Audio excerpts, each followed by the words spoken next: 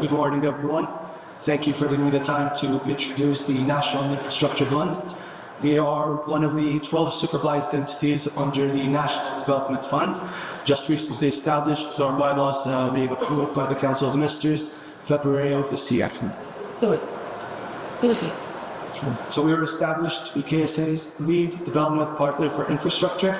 With our specialist expertise and concessional financing that we offer, we aim to drive accelerated infrastructure ramp-up. So what we do is accelerating the draft critical infrastructure while catalyzing higher level of private sector investment into these infrastructure projects by providing more innovative financing solutions.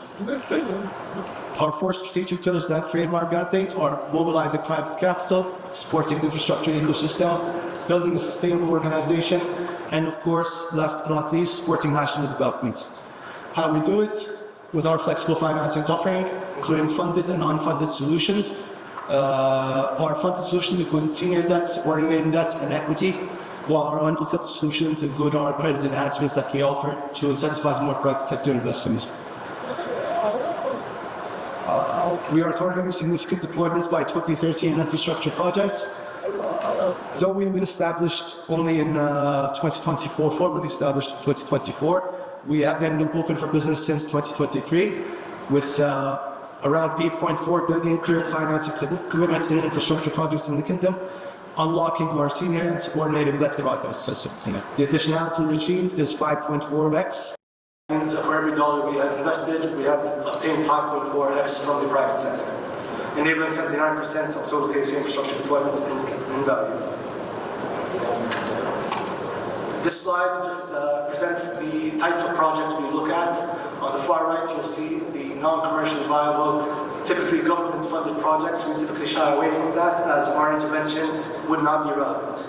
On the far left, you'll see the fully bankable project with high commercial viability, where our intervention would not be needed unless there's an actual funding gap that we could solve for, and private sector financing is readily available to finance these projects. As you can see in the last point, we avoid crowding out private sector, which includes commercial lenders. So we fall somewhere in the middle, where the projects are less feasible but commercially viable, but our participation would positively impact the project and facilitate increased private sector participation.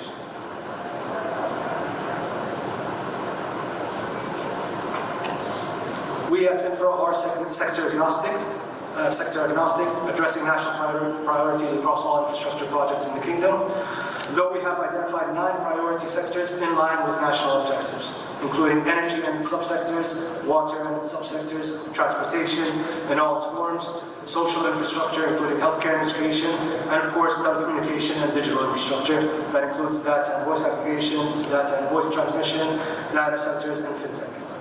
We also look at sports infrastructure and energy transition and decarbonization projects, including renewable energy, energy efficiency, and waste energy.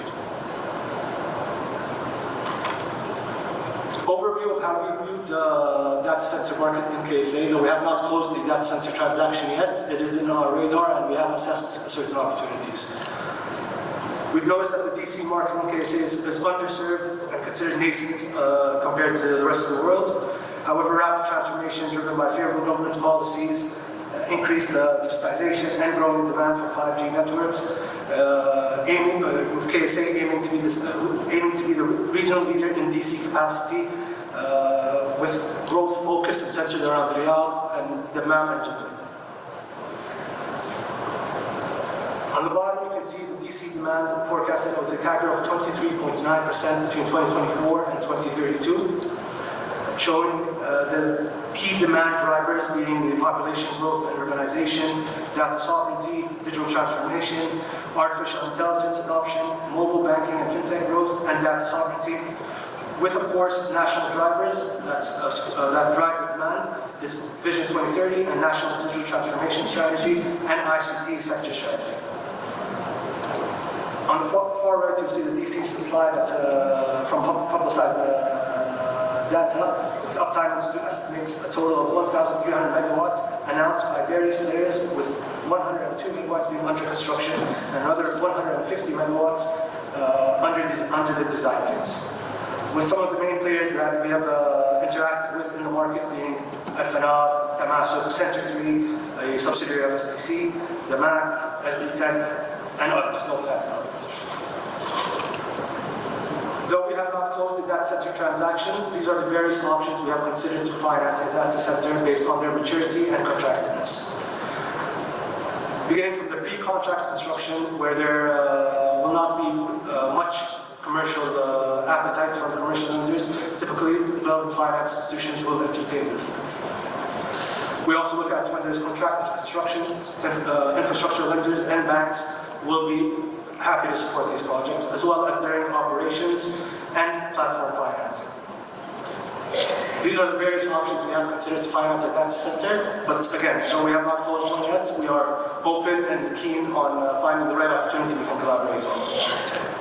Thank you, and we welcome the opportunity to potentially collaborate in your future plans.